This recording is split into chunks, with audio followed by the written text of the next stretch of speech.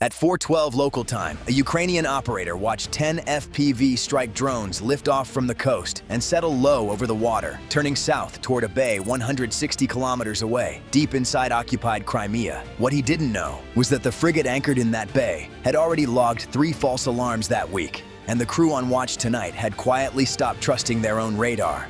150 kilometers out, the lead drone's operator sat in a dugout with a screen and a controller, watching a shaky feed of black water rushing underneath at wave height. Behind him, 9 more drones spread into a loose formation, each flown by a different pilot, each carrying the same thing: a small racing frame about the size of a dinner plate, a warhead the size of a soda can, 10 of them, low and spread wide, built to slip under exactly the kind of radar coverage guarding that bay.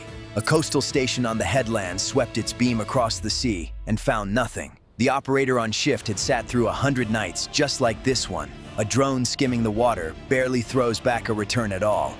Tonight, the screen said the sea was empty, and for once, that was the whole problem. It's like checking a smoke detector every night for a year, and it never once goes off, so by year 2, you've stopped listening for it. Then something none of the 10 operators had planned for showed up. 2 Su-25 jets on a routine patrol out of a nearby base, cut low across the bay. One pilot spotted a shape below him, rolled in, and opened fire.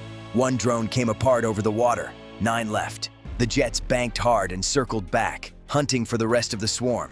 But a jet moving this fast at night has almost nothing to search with beyond eyesight. And 9 small drones spread low across open water don't give a pilot much to fix on. After a minute of nothing, both aircraft gave up and peeled off to finish their patrol line. They'd flown directly over 9 more targets and never knew it. Closer to the harbor mouth, a patrol boat caught a flicker on its own radar and swung a searchlight across the water. The beam passed straight over 1 drone and kept moving because the operator flying it slowed down and held it low the instant the light got close, letting it sit almost still where it blended into the chop. Same trick that beat the Su-25s, just slower and closer to the ground this time. The patrol boat still radioed in a possible contact, more out of habit than certainty.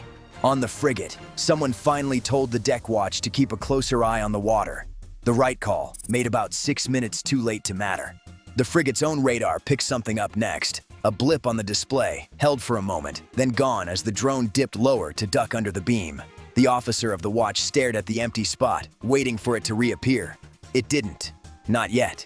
Here's the problem built into this ship from the day it was launched. Its main gun and its missiles were designed to shoot down aircraft and incoming missiles moving fast, high, and far away. Nothing on board was ever meant to chase 10 dinner plate-sized targets skimming the wave tops at close range. It's a system built to answer a punch thrown from across the room, and tonight the fight is happening at arm's length. Someone on deck finally spotted a dark shape low over the surface and shouted a warning. A machine gun crew scrambled to their mount, and the frigate opened up for the first time that night. Tracer fire streaked out low across the water, and a second stream joined it from the patrol boat closing in fast. 1 drone took a hit and dropped into the sea. 8 left.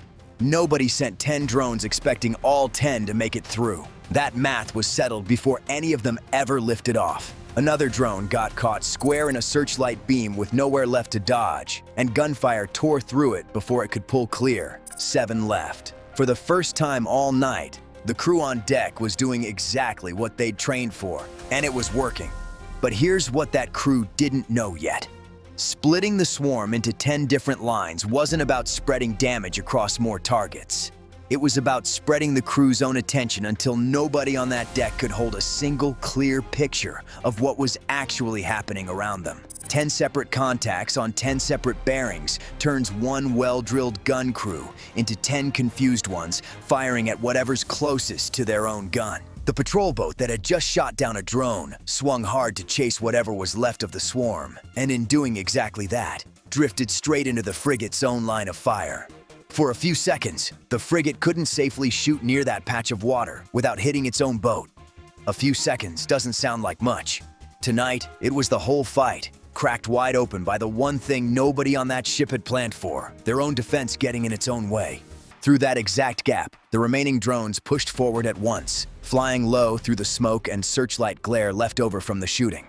The beam swept right past them and kept moving, chasing a reflection somewhere else on the water. 7 drones were now inside the frigate's own perimeter, closer than anything on that deck had ever had to deal with before. The gun crews finally realized how many were actually left and swung toward the nearest one. But there was no system on that ship built to track 7 small targets closing from 7 different angles at the same time. The gunner picked the closest shape and fired. It was already too late for that to matter.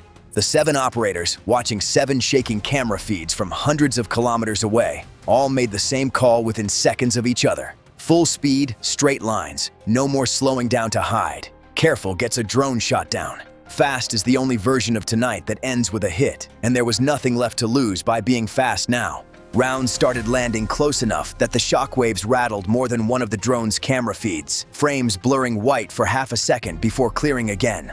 All 7 were still flying. All 7 warheads were still armed. The distance kept closing on every one of them at once, and the frigate's guns kept firing, walking bursts across the water. But 7 separate targets closing from 7 separate angles is not a problem those guns were ever built to solve. There wasn't enough time left in the world to correct onto all of them.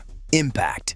The first drone hit the frigate just below the bridge, and the warhead went off in a sharp, tight burst of sparks and debris across the deck. A second hit the hull near midships a heartbeat later. A third punched into the stern, right where the deck guns were still firing at nothing.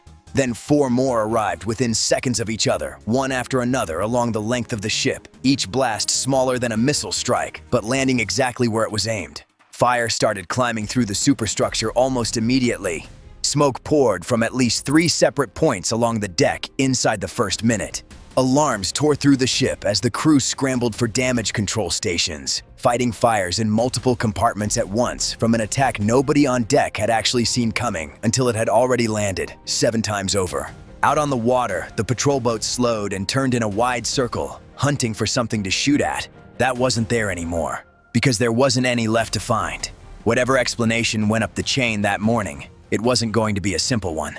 By sunrise, the frigate still sat at anchor, black scorch marks running the length of its hull, fire crews still working multiple sections of the ship hours after the alarms first went off. Russian state media stayed quiet about which ship had just been hit, and quieter still about how many times. This was supposed to be the safest harbor Russia had left in Crimea. 7 drones out of 10 made it through. 7 was more than enough. Bye for now.